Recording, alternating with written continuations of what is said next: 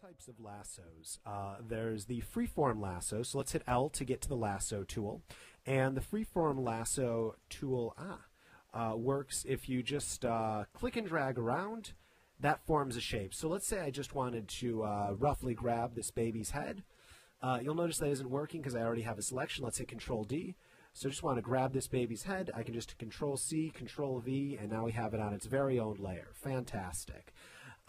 Here, let's go back one more step. The next type, after the freeform lasso tool, there is an option to feather that. Always leave anti-alias on unless you need to do something very pixel perfect, generally for web design. Let me step back one more time.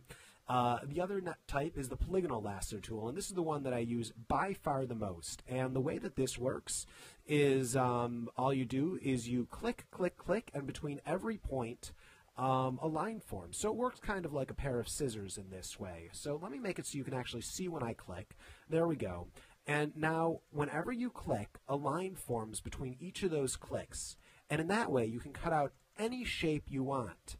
Now, let's say you've made a selection and you want to add to it. The way to do that is by holding down Shift and then adding to a selection. Now, let's say you start adding to a selection. You go a little bit too far. Hold down Alt, and then you can subtract from that selection.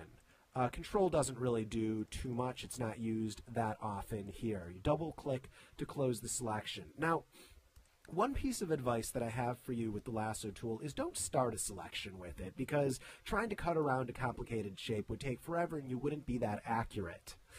Instead, start with something like the quick select and then move to the lasso tool. It's good for those final touches. So as far as technique, just zoom in a bunch, see if it's actually working on and off. So I'm just using the space bar to pan around to see where it's working and where it's not working. And I can see there's a little bit of a problem here.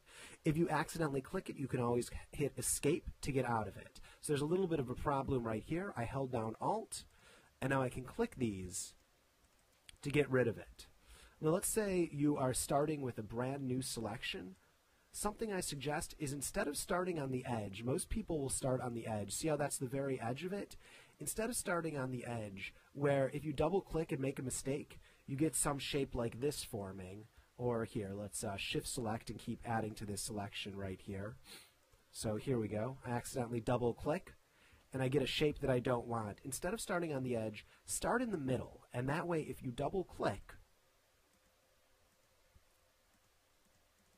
you're left with a shape like this, which is a lot more of what you want, and then you can always hold Shift and keep adding to the selection. Now let's say you're going around selecting, you accidentally do one point that isn't exactly where you want it. If you hit delete multiple times, delete, delete, delete, you can actually take a few steps back. So if I'm doing this and I see it's a little bit off, delete, delete. So that is the polygonal lasso tool. And then the last one is the magnetic lasso tool. And the way that that works is you click in the center first, and then just kind of roughly go along the edge. And in that way, you can get the points. Now, the trick with the magnetic lasso tool is when you get to a corner, click on that corner, and then it knows to give you a sharp corner right there. There's a couple of options in the magnetic lasso tool. Like all the other selection tools, you can hold Shift to add to the selection, Alt to subtract from the selection, Escape to cancel, double-click to agree with it. But then also you can set the width. The width says how far from the exact place that the cursor is do you want it to look for a border. So if this is 10 pixels away from a border, here we go.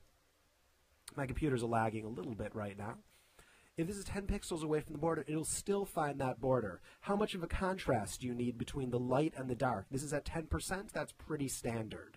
And then frequency, how often do you want it to set it to a point? And when I say set to a point, that's just saying how many pixels do you want between every actual point that's set. You can always set a point manually by double-clicking while using the magnetic lasso tool. One other thing that you can do with the magnetic lasso tool is if you're already using it and you hold down if you hold down Alt, it will actually turn into the polygonal lasso tool automatically, temporarily. And then if you let go of Alt, it'll turn back into the magnetic lasso tool again. So that's a way to switch between those two tools using them simultaneously. If you do have a tablet, you can affect the sensitivity of how large of a width it looks for the edge right there.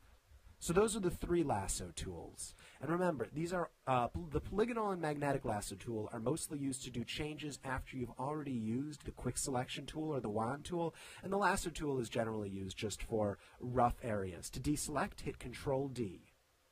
And that's the lasso tools.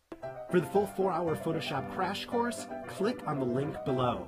And to get more of the tools, just click on this link inside the video itself. Thanks for joining me.